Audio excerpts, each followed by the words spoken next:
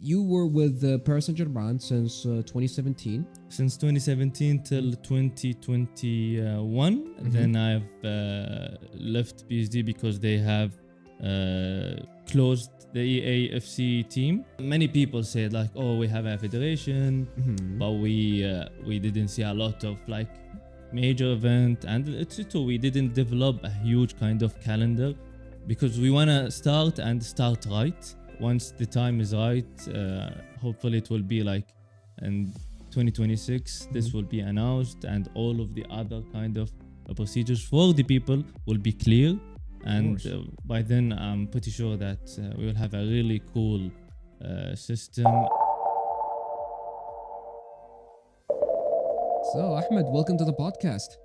Thank you for having me. I hope this episode will be a nice one, very informative one, and yeah, pleasure to be here always. Wow, you look so nervous. No, I'm not. Sorry, we gotta break the ice. Don't do it. All right, so we've known you as a social media influencer in your own way.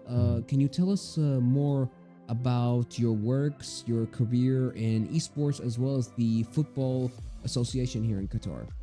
Okay, so first, I don't like people to think that I'm a social media influencer because it's how they say it. It's there, but yeah. Oh, yeah. At the end, I'm an athlete. I come from an athlete background.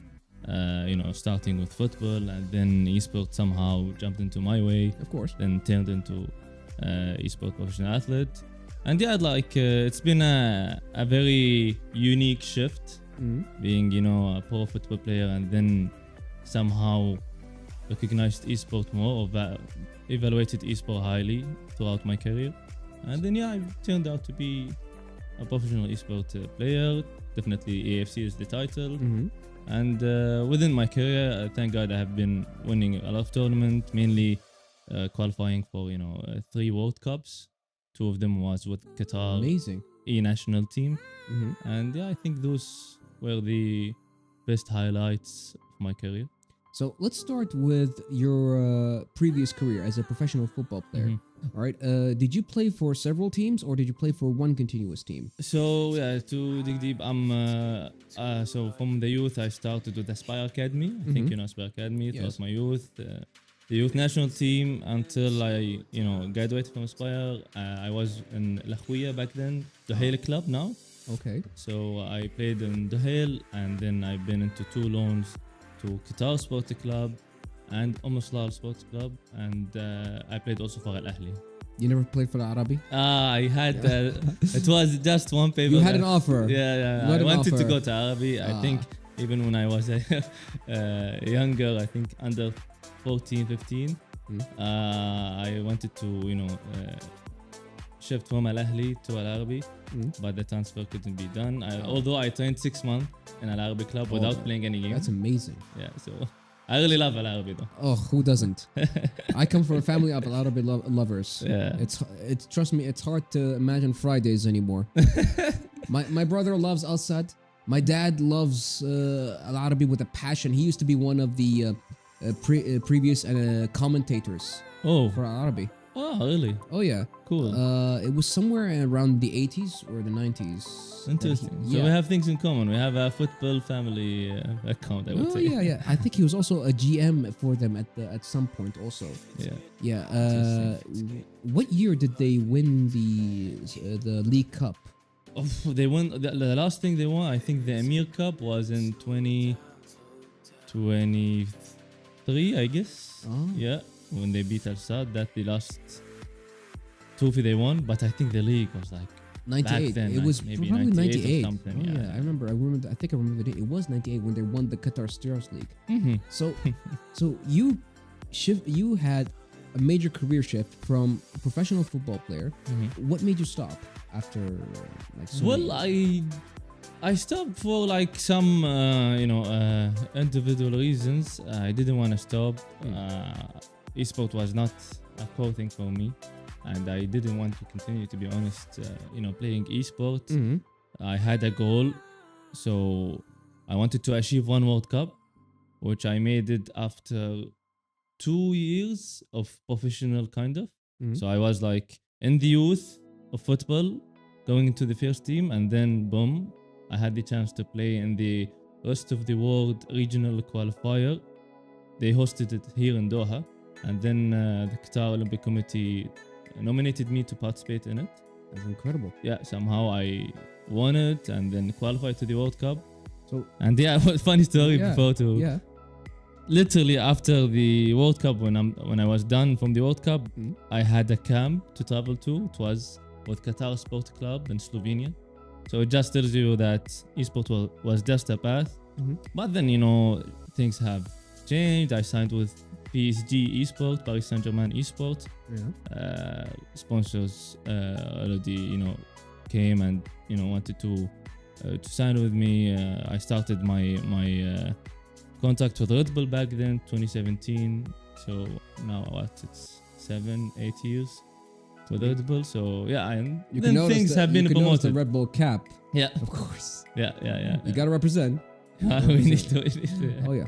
So you were with Paris Saint-Germain since 2017. Since 2017 till 2021. Then I've left PSG because they have closed the EAFC team. Then I signed with Ooredoo as a player, and here I am. And then I left Ooredoo, and now I represent Araya. That's incredible. You've had major career shifts. That's actually as if you like an actual professional like football player had career shifts. That's also, it's probably, maybe I have a unique case because still we are going esports in the country, as you could see. But that's a normal thing in different countries. And as an example, Saudi Arabia, or definitely in Europe and the States, the transfer market is like crazy there. Players go and transfer to different orgs, different clubs. Just like actual. I think I will share with you guys article. Maybe you put it on. There was like an EAFC player. He shifted from Hashtag United to a team called Excel for £50,000. Wow. Yeah. That's just a transfer hit. So that was his release clause. So Excel paid Hashtag United, or the other way, I forgot, £50,000. That's interesting. Yeah. So there are a lot, and that's just probably the lowest example that I can give you in terms of like the amount of money. There are a lot of huge transfers, especially within the Esports World Cup, as it's currently happening now while we are shooting this episode. It's week 7 of Esports World Cup, so it's the last week. Oh yeah. And a lot of transfer happened prior to the World Cup, and it's airing currently right now in Saudi Arabia. Yeah, right? so it's now it's the last week, and it should be the last week, and then the Esports World Cup. Yeah, will next be week done. should be the last week if I'm not wrong. Yeah. It's 8 weeks, so That's amazing. So, what now we know that you've been a player. Have you been part of an organization? We know you're part of the Esports Federation here in Qatar. What is your exact position, and what do you do with it? Like, what do you do with the community, the organization, all that? Let us know from top to bottom. Sure. So to talk about the Qatar Esports Federation a bit more, so QESF have been established in 2022. So different between the time or before the World Cup, like a month before the World Cup in Qatar here, and then we had this goal of growing esport in the country, enhancing or building the ecosystem, then enhancing it, so I've been appointed as head of esport. Mashallah. And mainly the goal of my scope or my purpose in the federation is to develop like a system where like the people in the country can compete and can have like a sustainable calendar of tournament that also aims us and help the Qatar Esports Federation to recruit a player to represent the national teams in different tournaments around the region, around the globe. And that's one of the main parts of my role. Definitely there are others. I will not dig deep into them, of course. But yeah, that's my scope and that's my goal. And I've been like working on it for a bit of time now. And soon, inshallah, we will be hopefully announcing something big for the country. Wow, something. I think like probably many people said like, oh, we have a federation, but we didn't see a lot of like major event, and it's true, we didn't develop a huge kind of calendar because we want to start right. So I believe that what we did and decide also for planning such a calendar or such a roadmap is to support different tournaments in the country. We have been supporting different organizations, working with different organizations, and as example, just lately we have agreed with Tencent to have like the PUBG national qualifiers here in the country. I think it's announced on our pages and going to start very soon. So yeah, we try to tackle different titles. We know the biggest titles in the country, but we definitely want to shoot the titles that we want to recruit the national team. As example, our aim to have a solid squad for the Esports Olympics once they announce the year and the date of it, and our aim is to also grab a medal or two out of this tournament. So that's the plan. Definitely the federation have different department, different scope of works for each person, and just 3 months ago we have a huge internal change. We have a new president, we have a new secretary general, and things in esports is going, to be honest. Yes. And for me, I think I would have decided to stop if it is not going in the pace that I really value. And yeah, every year we have something new. As I mentioned to you before our episode, that we have also established the first official esports league in the country. It is the Qatar Stars League, where 12 football clubs participate in it. The 12 clubs who are actual in the league. So this next year also we'll see the third version of it. It's licensed by EA. The player who wins the tournament get the chance to play in the play-ins of the EAFC, which was this year partnered with the EWC. It was in Riyadh.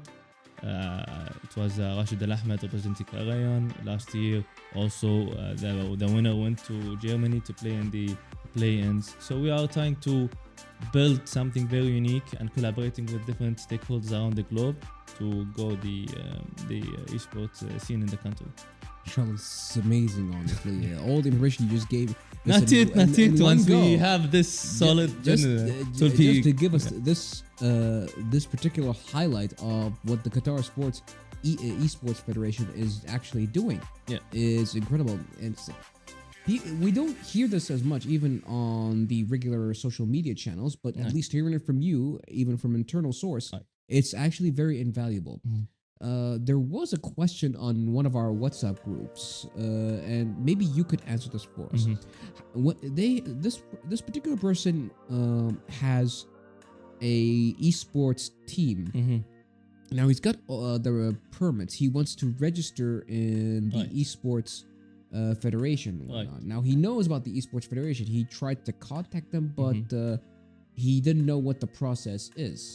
So what does he do if he wants to establish an esports team in here in Qatar? Okay, so basically for him, he will first go to the Ministry of Commerce and TR and all of those stuff. Yes. And now we are working with the ministry and different entities in the country to have like the esports organization available as a license, and that will definitely help him. But for now, he can either go to our website, he can either send a message via our IG page, and then we will definitely reply to him back with our email. He can send his details, and then we can start a separate procedure with him. That's been a core of my plans. We just want to find the right kind of operation for it. So that's why it took time, and definitely adding such a license within the ministry takes a bit of time. You'll have to you know how it is. Social media. I really like the question, and he's right, because there were not a clear kind of probably procedure, or we did not showcase something in the best way for the esports organization. But yeah, I think for now that's the case, but definitely we are currently working on something. You're right. You're right. And you know how social media is the biggest impact. If you had just one particular post that just shows the steps of the Yeah, yeah. of the procedures of how to register your team. People will love it. You'll have many teams Right, coming yeah. into you. Yeah, right, Yeah, right. it's And particular. for me, like when I mentioned to you about the plan that I want to do for the country, Mhm. this plan will definitely encourage a lot of people to think about establishing an esports organization, because True. there will be like prizes to win, Mhm. and it is a financial prize definitely. So people will think about, oh guys, we have a good team, we have a good clan or whatever, let's make it official. So I wanna start everything together in the right time. That's the aim. And like for him, I would be happy to support him with whatever he needs. Of course. As example, we had like a few orgs that participated in on behalf of the federation to a different tournaments, such as the Gulf, the GCC Cup. It was in Riyadh last year. Two different organizations presented the country on that tournament. So we are very happy to support with all the resources that we have. We have also got a lot of emails or messages in regards of supporting different tournaments that's happening in Qatar, and we are also there. We're also very happy to either contribute to the resources. Sometimes we boost into the prize pool. Sometimes we boost in any different way, marketing, on leads, on all of the resources that the Qatar Esports Federation have. But yeah, definitely once the time is right, hopefully it will be like in 2026 this will be announced, and all of the other kind of procedures for the people will be clear, and by then I'm pretty sure that we will have a really cool system and amazing calendar, amazing roadmap for the people in the country, for the players, for the esports organizations, for the professional players, and also for content creators to come and watch and do some content. That's great. Now you heard it. Qatartainment's on the way.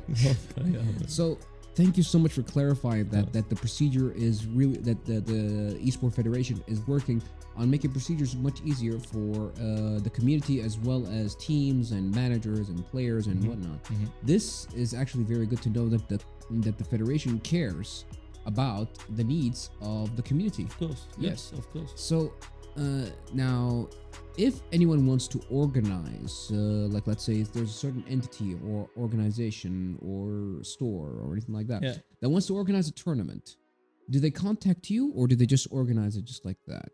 No, of course, we would be very happy if they can contact us. As example, there was a new entity that they have it's an esports organization, but they have an app called I think Play Rivals, something like that. Oh, I think you mean Showdown? No, Showdown is part. It's also, I know Showdown, I know the team, a great team. I've worked with them a lot, but they're also a new entity, just a new esports organization, and they have an app and a website, I guess, that they can, you can sign in, participate, play weekly, daily tournament, challenge your friend, Could be Team Mana, maybe? No, I know Team Mana, no, but I think it's called Play Rivals. I can share with you the Could be. Yeah, and then they wanted to, sit with the federation, discuss what can be done in the country, what couldn't, and we were very happy to welcome them, discuss with them, and support them. And in terms of event, I think the struggle with all of these esports organizations is how to finance the event,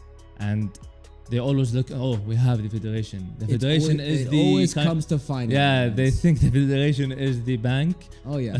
And sometimes they are right and wrong at the same time. They can go to the federation, ask for support, but most of them come with the support of, we need X amount because we want to develop this event, right?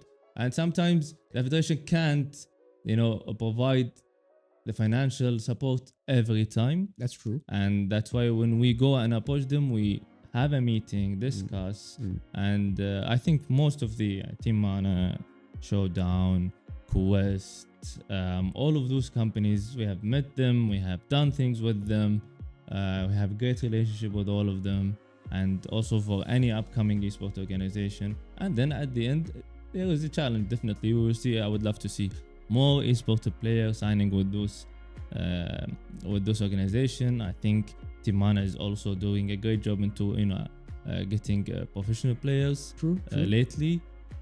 Also back then, of course, they had their own team. I don't know if it's the case right now, but yeah, I always like to see different faces and new players. As example, me, okay, until when I will play, I want to see the new GOAT, in the country. I have a limit, and that's what I like. And yeah, I think hopefully all of these esports organizations can grow and can have different events, not only with the federation, with different companies around the country. Of course. And yeah, and I can see them every now and then having something new. But yeah, I'm glad that we have such companies, and I hope that we have more in the future. I trust.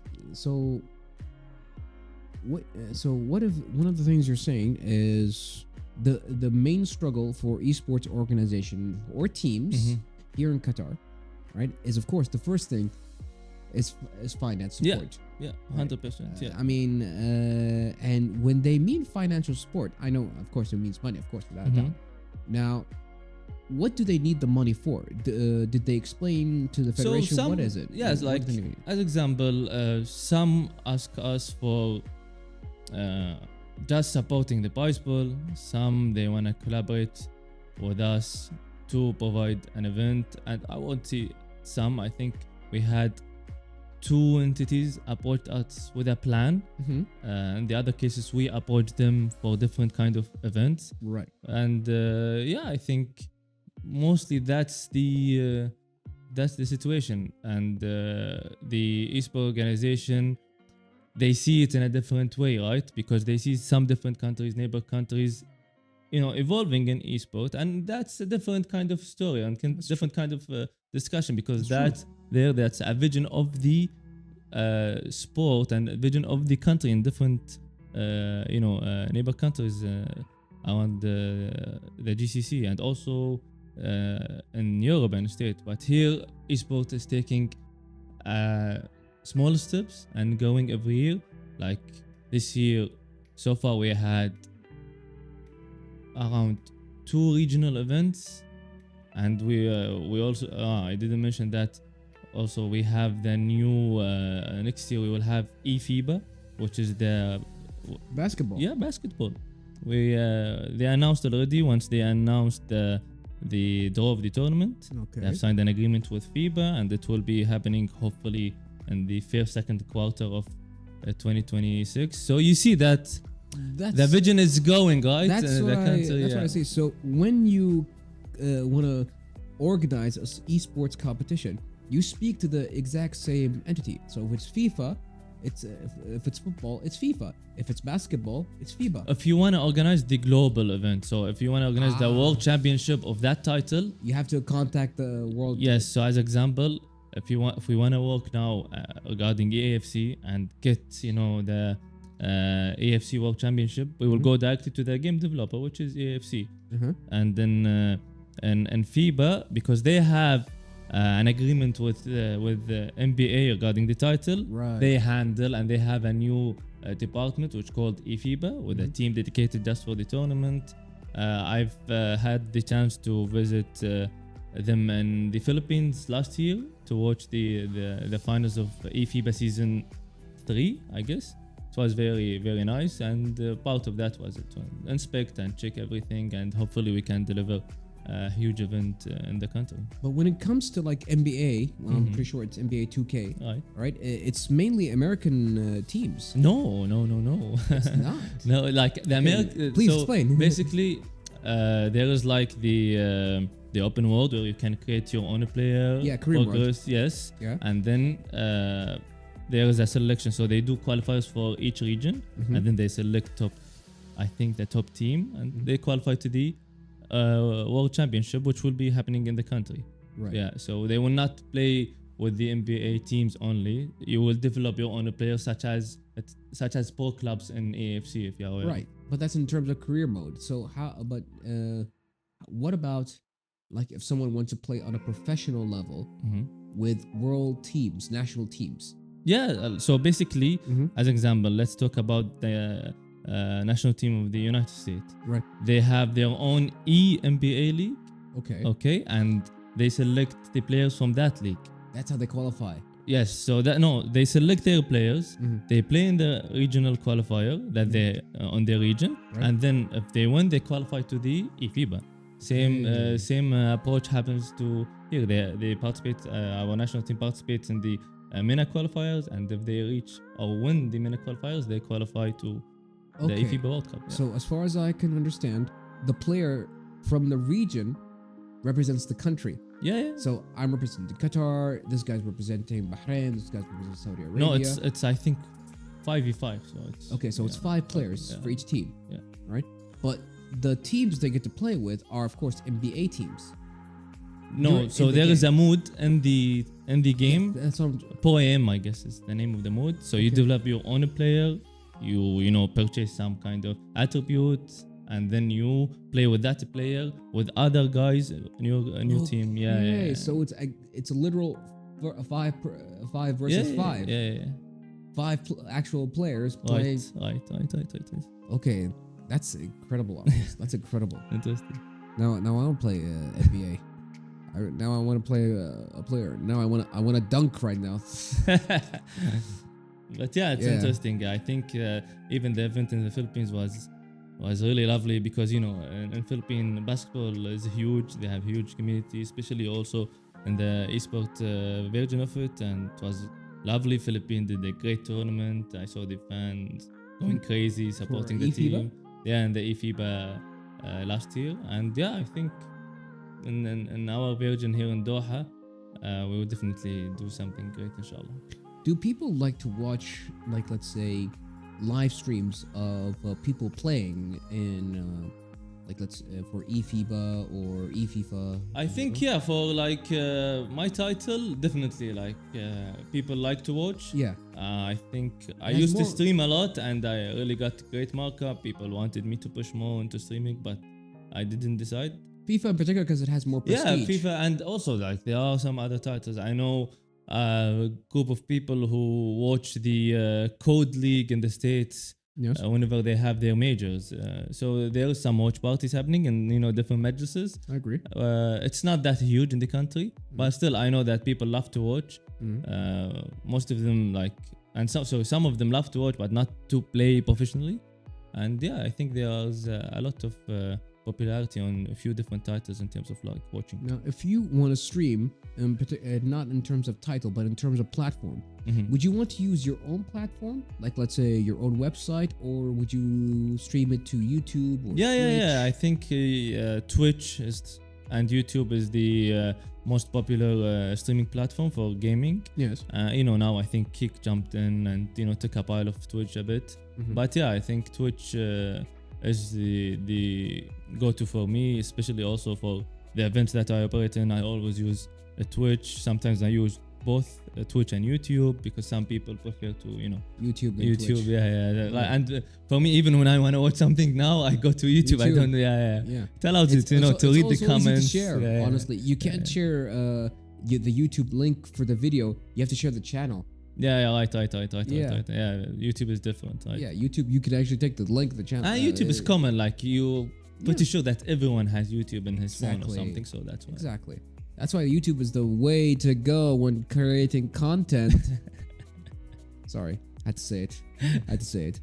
Yeah, but you see my point that the popularity of certain content, especially in a federation such as the Esports Federation, requires that it has its own platform, and let's say Twitch or YouTube, so that it can increase the awareness of its fans. Right. Yeah. At first, it will be a bit slow, of course, but once you get to like a world level, more people will see it. Yeah, and I think like it's something that you can relate to. In terms of like growing such a channel and such a streaming platform, you need to be consistent, right? Oh, that's true. And that's the key. If you stay consistent, I don't know for how long it would, but I know it will click. So that's the aim with the Federation channel. Once we have like a weekly kind of streams, we will know that every month, every year that the numbers will grow and it will keep going. So that's the case in that side. But yeah, definitely. And I think we use the Qatar Esports Federation Twitch channel for most of the events that we either partner with or we develop. Sorry, let's go back. Mm-hmm. The Qatar Esports Federation has its own Twitch channel. Yes, it has. So we can put it here, pop up, right? By then. Can we put that here? Yeah, we will put that, yeah. Okay, and edit. Please put it there. All right, it's there. It's there now. Okay, Cool. great. That's incredible. Does it have a YouTube channel? No. How but could you? We are waiting for him to support us, right? We'll get it. We will. I mean, Yeah, I'm telling you, but at the end, we need like content around the year, right? We need content around the year too. Well, if you partnered with organizations and stores and entities here, you'll get content. Of course. Yeah, yes. The technical side is very easy. You just need a stream key. And I know, definitely, I know. You know the technical part. Yeah, I don't need to tell you. Yeah, but I mean, like to post content about like gaming videos and stuff, it requires like effort and requires a lot of resources. So that's why I think we will do it either way. Once the time is right, we will definitely do it. That is very true. Definitely go back to you and get your support. Oh, don't worry, we'll support you. We'll support you. Qatartainment, Qatartains at this Qatar Okay, seriously, I've been saying too much. I'm sorry. This is just something I came up with. But yes, we would definitely love to support you when the Esports Federation, particularly the growing of content creation. And if you ever need a house, we would love to help for you. me, I think like I'm proud to see someone like you, talking about gaming and esports, and I really encourage you to support and find also different people who are enthusiasts about this industry, and show them the know-how, how to start, what do they need. That would be one of the great initiatives that I could see, and someone here in the country, and especially from someone like from the country who understand the people. Thank you. It's really lovely, and that's why I'm part of this podcast, and I really hope that you go and you keep pushing within of course career. May I ask you a question? Well, of course, this is entirely has been a question. So this is something else. I'm guessing you know a lot of esports players. Mm-hmm. Do they get recognition? Well, look, it's tough to get like highly, by recognition, like many people get recognized, but still, as example, how did I get recognized?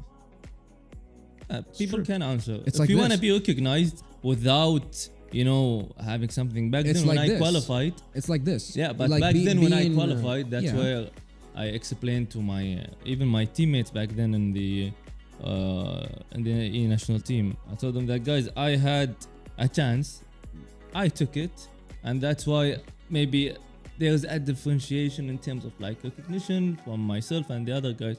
But now I wanna support you guys, help you guys to achieve it.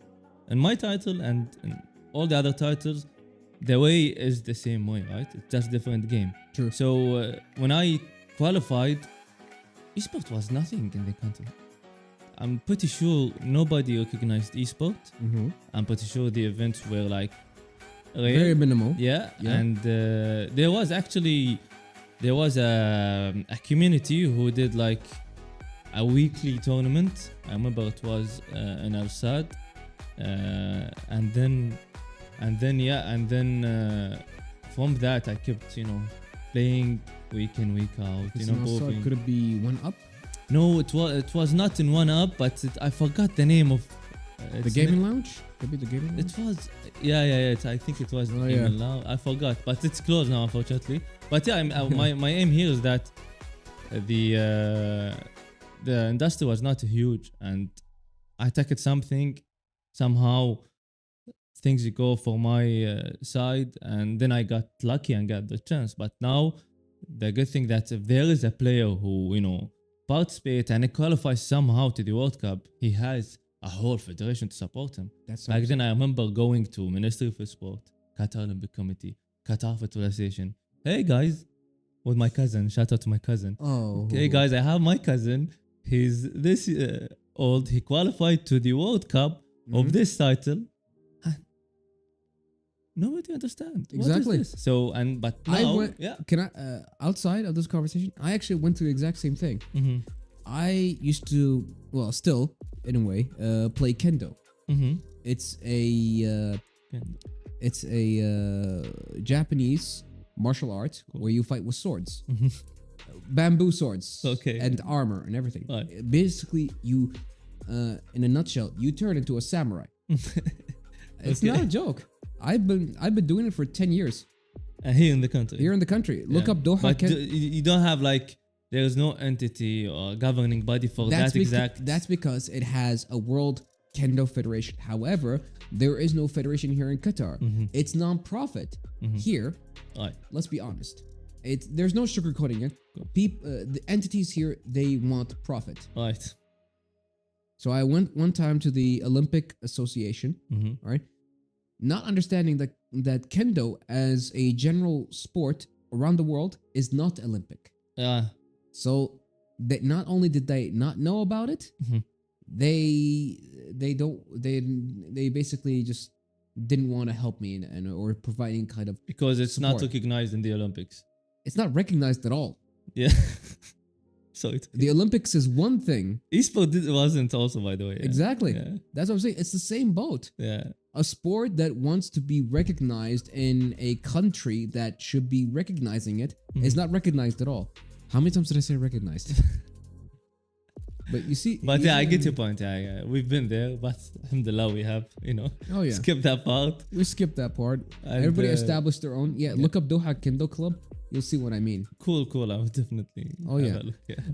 But yeah, that's what I'm saying. Entities do not... That's excuse me for saying this is what pisses me off a little about the country here, our country, that entities do not recognize potential, but they only see value. You know what I mean? Got you. Yeah. But like sometimes, like it's as an example for Qatar reality. Olympic Committee, they have the right to say yes or man, no. Yeah, we were trying to support you here, but this sport is not part of the Olympics, and that's why we can't like support you with someone. But if there is a different entity or something happens, we will, approach you. Yeah, let you know. And that's the normal kind of answer that you would get, because it's not the automated response. Kind of, yeah. It depends how you get it. Somebody might be, a nice guy. I know. Say it in a positive way. I know. Somebody say, oh. Yeah, I know that response. Yeah. I've had that response for a lot of time. Right, And I stayed like in the office for like an hour. They told me to go on the first floor, on the second floor, on the first floor, and then second floor. Yeah. Just nothing. Never got a response. But yes. Yeah. What I can, think of here and always, because I've seen it through esports, if you build a community towards something, yes, and by then you could have an argue. If I'm the guy in the Olympic committee, will come to me and say, look, Ahmed, I have this community. I have built it for the last 2-3 years. I have like around 100 plus participants in my events, and I want to do something. I want to have an official federation or official committee that I can, go to, talk to, get support from, and they would definitely, handle this case in a different way. Because if you are like going now just speaking about Kendo, definitely they will not understand. But if you go with numbers, if you go with a track record of events, that's true. They would definitely think, that's true. Come, you need that's a plan, it. you need a portfolio, you need stats, you need and numbers. That's what, as example, because I went to the Ministry of Sport, I don't know when was it, 2018, 2019, when I felt that esports is going around, the region specifically, and I asked to have like an esports federation, because I've seen different countries established. I said, okay, we are the capital of sports, and esports is part of it, right? So when I got the refusal, by the way, like I didn't get an answer. Exactly. Yeah, but so when did you, after 2022, when did you get assigned to be head of esports? It was like, I don't know, it was assigned once it's established, but the announcement was like, I think, month after the establishment. Yeah, we had different board members back then, different president, Sheikh Abdulrahman Faleh, a really great person. And we had a different Secretary General, Mr. Faisal Khalid, lovely person. I still talk to both of them about eSport and, you know, getting them the new updates and stuff.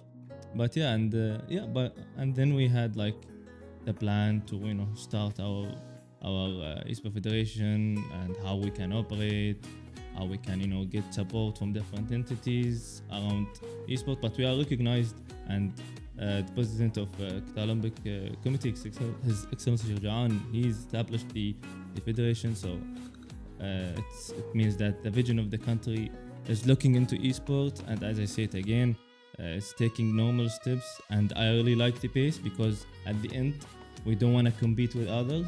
We want to find our different kind of angle in esports, and that's why maybe content creators content creators is one of the angles, right? Exactly. And that's why to increase awareness, you need to collaborate. Yes. And but like that's why when I'm telling you about having like a roadmap for the federation will almost change everything. Maybe it won't change it in a crazy way, but it will definitely support it, because we will have many content creators being part of those events, and not only gaming content creators. We will definitely, others will come and try to, you know, post about it and stuff. As example, the Qatar Stars League, the upcoming FIBA, you will definitely see a lot of people coming, trying to seek, you know, opportunities to, you know, shoot content and stuff. So that's why having a system will definitely enhances the other segment of esport. And yeah, I think esport will definitely be huge in the country. That's amazing to actually hear that esports is having quite the impact after so much hard work from just 3 years. Right. And that's the kind of inspiration that we as a country who supports like the popular culture community should look forward to. You know? Right. I mean, we gotta support right now. Popular culture, pop culture, geekness, call it however you like. It's actually a major form of capital. People can get money out of it. They just don't understand how. Right. And like, as example, geekdom is a really great example of, you know, developing kind of such an event. Yes, it's not just esport, but it have all the other segment to it in one kind of place, and they've been there for quite time. You see the outcome, the turnout of the event is crazy, and I've worked with them, the federation as a part, and also with Red Bull. I've done the finals of my own tournament with Red Bull twice there, and it was lovely people interaction, the fans, spectators, and also that's where I feel the country or the people here in the country, especially in the esports industry, is looking for, is not only an esports tournament, it is a festival, a gaming festival, which has like an esport part, pop part, I don't know, like all the other you know, segment in esports. You see, as example, the community and the card games community down there, geekdom, it's huge. So I think people were like emphasized on loving such an festival or event, and I think shout out to geekdom team, really great job, and you know, hopefully we can see more. Oh, we'll see more of geekdom in the future, that's for sure. So one last question. Do you think that you may be organizing a tournament with geekdom coming up in November? We are like, definitely we have our, you know, discussions with them.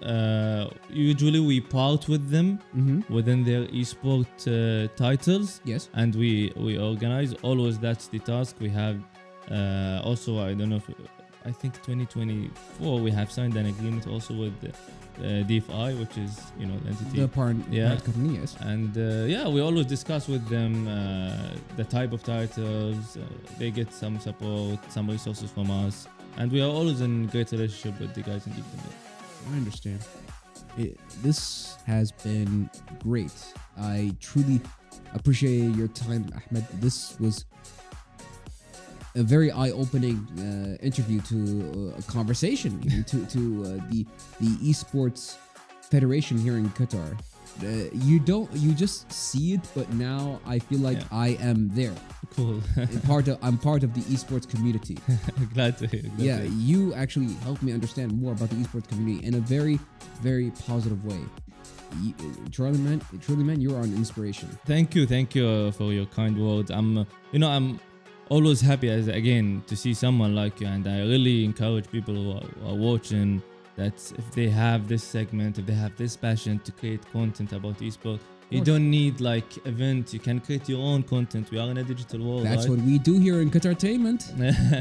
And thank you for your kind words. It's always a pleasure to be part of such a really cool podcast.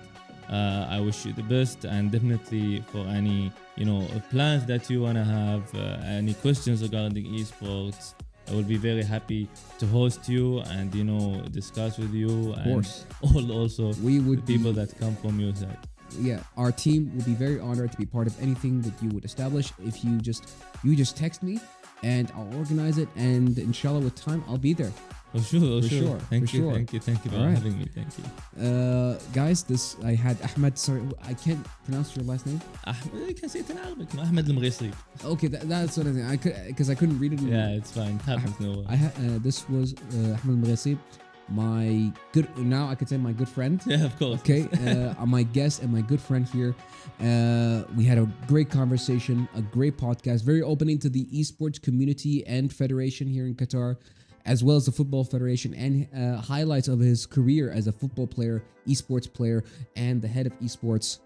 Thank you, Ahmed, for your time so much again. And guys, make sure to support the Esports Federation here in Qatar. We want more esports here in Qatar. The community has to grow so that the federation can grow. We'll see you all next week for another podcast from Qatartainment, from CTRL+Geek. I'm Abdulrahman The Qatartainer. Ahmad Al Meghessib. Don't forget to hit that like button, subscribe to the channel, and hit the notification bell so you never miss an update for Qatartainment. See you all next week. Bye.